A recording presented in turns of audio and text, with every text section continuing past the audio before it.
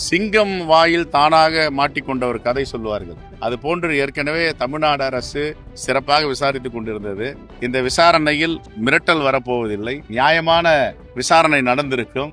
ஆனால் சிபிஐ விசாரணை என்ற பெயரில் பாஜக தன்னுடைய கட்டுப்பாட்டில் எடுத்துக்கொண்டு அனைவரையும் துன்புறுத்தி இப்பொழுது தவேகாவின் தலைவரையும் சென்னையிலிருந்து டெல்லி அழைத்திருக்கிறார்கள். இது ஒரு அரசியல் ஒப்பந்தத்திற்கான முயற்சியை அவர்கள் செய்கிறார்கள். ஆனால் ஒருபோதும் பாஜகவுடைய முயற்சி வெற்றி பெறாது என்பதுதான் யதார்த்தமான உண்மை. பிஜேபிக்கும் RSSக்கும் எத்தனை முகம் இருக்குன்னு யாராலையும் கண்டுபிடிக்க முடியாது. ஒரே ஒரு உதாரணம் நம்ம கண்ணு முன்னாடி நிற்கிறது. ஆந்திரால ரமேஷ் சௌத்ரி இன்னொருத்தர் இருக்கார். 3 பேரும் என்ன பண்ணாங்கன்னா ரைட் பண்ணாங்க. நீங்க டிடிபிக்கு ரொம்ப பின்புலமா இருக்கிறீங்க, முதுகெலும்பா இருக்கிறீங்க. ரைடு பண்ணி அமலாக்கத்துறை raid, income tax raid, CBI raid, வைடூரியங்கள், தங்கங்கள், ஷேர் பத்திரங்கள் எல்லா டாக்குமெண்ட்டையும் சீஸ் பண்ணிட்டு சார்ஜ் ஷீட் போற அளவுக்கு கொண்டு போயிட்டாங்க. இந்த பொலிட்டிக்கல் அக்ரிமெண்ட் நான் அடிக்கடி சொல்றேன் பாருங்க, இது ஒரு முன் உதாரணம். 3 பேரும் ஒரு மனதா முடிவெடுத்து நாங்க பாஜகவில் சேரோம்னு சொன்ன உடனே எல்லா வழக்குகளும் திரும்ப பெறப்பட்டது. வாஷிங் மிஷின் நிர்மா மாதிரி அவங்க எதிர்த்தா ஊழல் வழக்கு எல்லா கான்ஸ்பிரசியும் கொண்டு வருவாங்க. அவங்க கூட போய் சேர்ந்துட்டோம்மா வெள்ளை உடையை போட்டு கங்கையில் குளித்த புனிதர்னு பட்டம் சுட்டிடுவாங்க. பாஜக மாநில முன்னாள் தலைவர் அண்ணாமலை நீங்க மகாராஷ்டிரா சிவசேனா கட்சியை மீண்டும் மும்பையில கால் வைக்க முடியாத விஷயத்தை சொல்லியிருக்காங்க. அதை எப்படி அவர் பேசின பேச்சுக்கு எங்கேயும் கால் வைக்க முடியாது. நாமெல்லாம் மன்னிச்சு வச்சிருக்கோம். அவர் என்ன வேணாலும் பேசுவார். அவங்க கட்சிக்கு அவர் விசுவாசமா இருக்கு சொல்லுங்க. எங்க கட்சியை பத்தி அவர் பேச வேணாம். அது ஒரு கடந்த கால வரலாறு, போராட்டங்கள். அந்த கடந்த கால வரலாறு, கடந்த கால போராட்டங்கள்ல இன்னும் எவ்வளவு காலம் அது மாதிரி ஒரு கட்சிக்கும் ஒரு வரலாறு இருக்கு. நான் கேட்கிறேன், சுதந்திர கொடியே ஏற்ற மாட்டோம் RSS அலுவலகத்திலும் பிஜேபி அலுவலகத்திலும் 2002ஆம் ஆண்டு வரை பிடிவாதமாக இருந்தாரு. இந்த தேசத்துக்கு செய்யற துரோகம் இல்லையா பிஜேபி? இன்று தமிழ்நாடு காங்கிரஸ் கமிட்டி மகளிர் அணி சார்பாக சமத்துவ பொங்கலை தமிழ்நாடு காங்கிரஸ் கமிட்டி தலைமை அலுவலகத்தில் வைத்திருக்கிறார்கள். தமிழ்நாட்டு மக்கள், விவசாய பெருங்குடி மக்கள் எல்லா வளமும் நலமும் பெற வேண்டும் என்று பிரார்த்தனை செய்திருக்கிறார்கள். அந்த அடிப்படையில் நாங்களும் இதிலே கலந்து கொண்டிருக்கிறோம். இன்று எங்களுடைய அன்பு சகோதரி நாடாளுமன்ற உறுப்பினர் பிரியங்கா காந்தி அவருடைய பிறந்த நாள். இந்த பிறந்த நாளுக்கு வாழ்த்து சொல்லிவிட்டு இப்பொழுது இங்கே கேக் எல்லாம் விட்டு இருக்கிறோம். தலைவர் ராகுல் காந்தி அவர்கள் நாளை 3 மணிக்கு நீலகிரி மாவட்டம் கூடலூரில் ஒரு பள்ளி நூற்றாண்டு விழாவில் கலந்து கொள்ள வருகிறார். அதற்கான குழு அமைத்து வரவேற்க சிறப்பான ஏற்பாடை நீலகிரி மாவட்டத்தில் செய்திருக்கிறோம். நாங்களும் இப்பொழுது மதியம் புறப்பட்டு இன்று இரவு நீலகிரி கூடலூர் செல்ல இருக்கிறோம். ஆகவே இந்த பொங்கல் என்பது ஒரு மகத்தான பொங்கல். தமிழ்நாட்டில் மீண்டும் ஒரு நல்லாட்சியை தொடரப்போகின்ற பொங்கல்.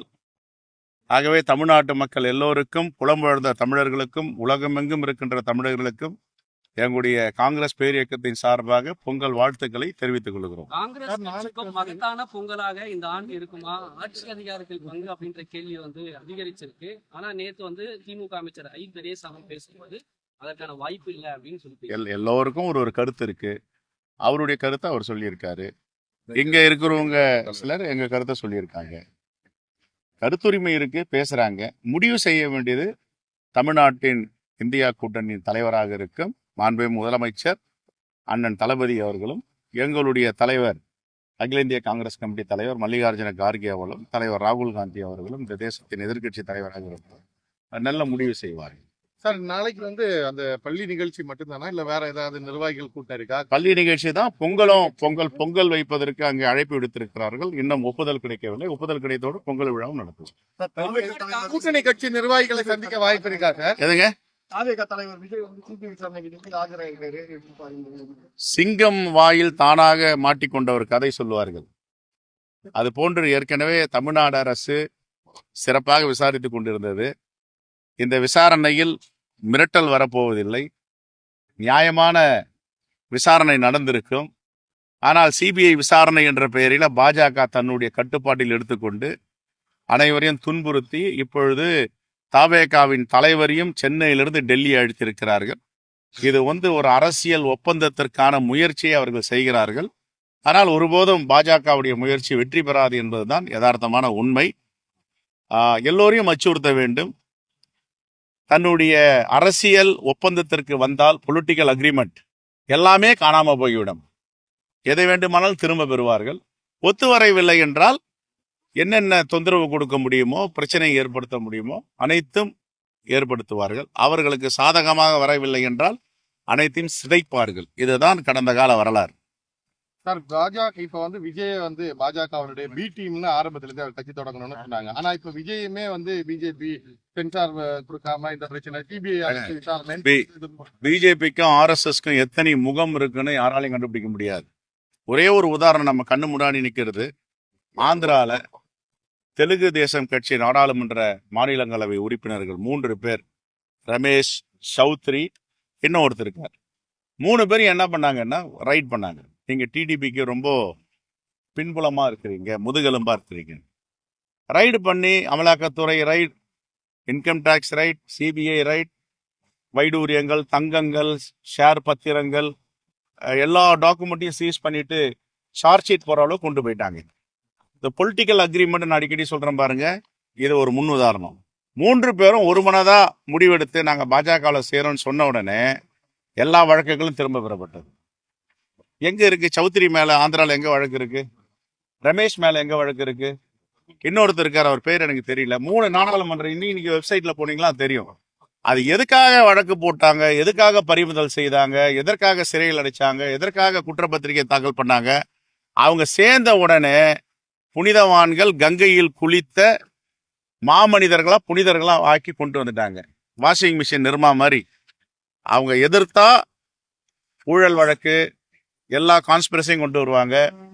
அவங்க கூட போய் சேர்ந்துட்டோம்மா வெள்ளை உடையை போட்டு கங்கையில் குளித்த புனிதர்னு பட்டம் சுட்டிடுவாங்க. இதுதான் பாஜகவுடைய கடந்த கால வரலாறு. நீங்க வேணா செக் பண்ணி பாருங்க. ராகுல் காந்தி இங்க வராரு. இப்போ வந்து கூட்டணி கட்சி நிர்வாகிகளா, இப்ப திமுக இல்ல வேற யாரையாவது சந்திக்கிறதுக்கு வாய்ப்பு இருக்கா?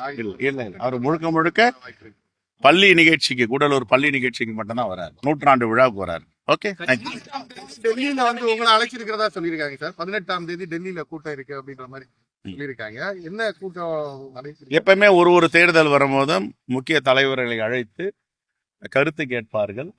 அந்த கருத்தின் அடிப்படையில் எலெக்ஷன் ப்ரிப்பரேஷன் மீட்டிங் என்று சொல்லுவார்கள். தேர்தலுக்கான ஆயத்த பணிகள் அது 18ஆம் தேதி நடக்கும். பாஜக மாநில முன்னாள் தலைவர் அண்ணாமலை மீது வந்து மகாராஷ்டிரா சிவசேனா கட்சி வந்து மீண்டும் மும்பையில கால் வைக்க முடியாத விஷயத்தை சொல்லியிருக்காங்க. அதை எப்படி பாருங்க?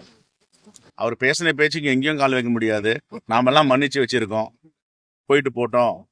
அது மாதிரி சிவசேனாவும் மன்னிக்கணும், ஆனா மன்னிக்க மாட்டாங்க. ரைட்.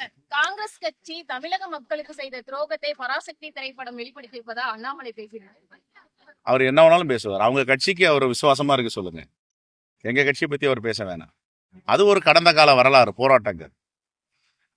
அந்த கடந்த கால வரலாறு, கடந்த கால போராட்டங்கள்ல இன்னும் எவ்வளவு காலம் வந்து அது மாதிரி ஒரு கட்சிக்கும் ஒரு வரலாறு இருக்கு. நான் கேட்கிறேன், சுதந்திர கொடியே ஏற்ற மாட்டோம் ஆர்எஸ்எஸ் அலுவலகத்திலும் பிஜேபி அலுவலகத்திலும் 2002ஆம் ஆண்டு வரை பிடிவாதமாக இருந்தாரு. இந்த தேசத்துக்கு செய்யற துரோகம் இல்லையா பிஜேபி?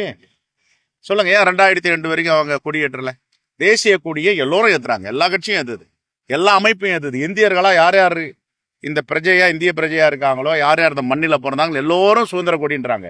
தேசப்பற்று, இந்த தேசப்பற்று 2002 வரைக்கும் அண்ணாமலை இருக்கிற கட்சிக்கு எங்க போச்சு? அதை கேளுங்க அவர்கிட்ட.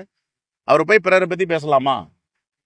நாங்க வந்து நாகரிகமா விமர்சனம் பண்றோம், அநாகரிகமா பண்ண மாட்டோம், எடுத்தங்கவுத்தன் பேச மாட்டோம். அவர் அதெல்லாம் தெரிஞ்சுக்கணும். ரைட் சார், டெல்லியில நடக்கிற கூட்டத்துல நீங்க வந்து ராகுல் கூட்டம் இப்ப வந்து ஓடுது. ஆனா அதே நேரத்துல வந்து சார் நீங்க கேட்டதுக்கு உங்க கருத்துக்களை வந்து இங்க இந்த மாதிரி சர்ச்சை நிலவரும் போது ஏற்கனவே புதிய தலைமுறை செய்தியாளர் ராஜ்குமார் கேட்டு தெளிவா சொல்லிட்டேன். அவரவர்கள் ஒரு கருத்து இருக்கு. முடிவெடுக்க போகிறவர்கள் எங்களுடைய அகில இந்திய தலைமையும் திராவிட முன்னேற்ற கழகத்தின் தலைமையும் நாங்க பேச்சுவார்த்தை தொடர்ந்து நடத்திட்டு இருக்கோம். ஒரு குழு அமைச்சிருக்காங்க திரு கிரீஷ் சோடங்கர் தலைமையில. கிரீஷ் சோடங்கர் தலைமையில மீண்டும் பேச்சுவார்த்தை தொடங்குறாங்க. இந்த பேச்சுவார்த்தையில எல்லாமே சுமூகமா முடியும் என்று முழுமையாக நாங்கள் நம்புகிறோம். இந்த குழுவை வந்து திருச்சி வேலுசாமி கடுமையா விமர்சிக்கிறாரு. உங்களை சேர்த்து அவர் யாரை விமர்சிக்கல? அவர் சொல்லுங்க. அவர் யாரையாவது விமர்சிக்காத ஒரு யாரும் ஒருத்தர் சொல்லுங்க. பெரியாரை விமர்சிக்கிறார். யாரை விமர்சிக்கல? பேரறிஞர் அண்ணாவை விமர்சிக்கிறார். முத்தமிழறிஞர் கலைஞரை விமர்சிக்கிறார். அவெல்லாம் ஒரு மாபெரும் தலைவர்கள். எங்களையும் விமர்சிக்கிறார். எங்களை விமர்சிக்கிறத பத்தி நாங்க கவலைப்படலை. எவ்வளவு விமர்சனங்களை பார்த்துட்டு வந்திருக்கோம். அது எதுக்காக இப்படிலாம் விமர்சிக்கணும், அது யாருக்காக பேசுறாங்கன்றதே தெரியல. ஒரு கட்சிக்காகன்னா காங்கிரஸ்ல இருக்குன்னா கட்சிக்காக பேசணும். கட்சிக்காக எங்க பேசணும்? கட்சி தலைவரோட பேசுறோம். இங்க சரியா உங்களுக்கு ரெஸ்பான்ஸ் இல்லைன்னா அகில இந்திய தலைவரோட பேசுறோம். பேசலைன்னா நீங்க ஒரு முடிவு எடுக்கணும். கட்சிக்குள்ளேயே இருந்துட்டு இப்படி எல்லாம் பேசுறது எந்த விதத்துல நாகரிகம்? நியாயமா அது? சொல்லுங்க. அது அகில இந்திய தலைமை முடிவு செய்யும். தகவல்கள் அவங்க சேகரிச்சிட்டு இருக்காங்க. உங்க மேல நடவடிக்கை எடுப்பது தொடர்பா நீங்களும் ஆலோசனை மேற்கொள்ளதா சொன்னாங்க. நாங்க எந்த ஆலோசனையும் மேற்கொள்ளலங்க. எல்லாருக்கும் சுதந்திரம் இருக்கு. சமத்துவ பொங்கல் நாங்க வைக்கிறோம். ஜனநாயகத்தை பெற்று தந்ததே காங்கிரஸ் கட்சி. இன்னைக்கு சமத்துவ பொங்கல் எங்களுடைய மகளிர் அணி சார்பாக நடத்தி இருக்கிறோம்.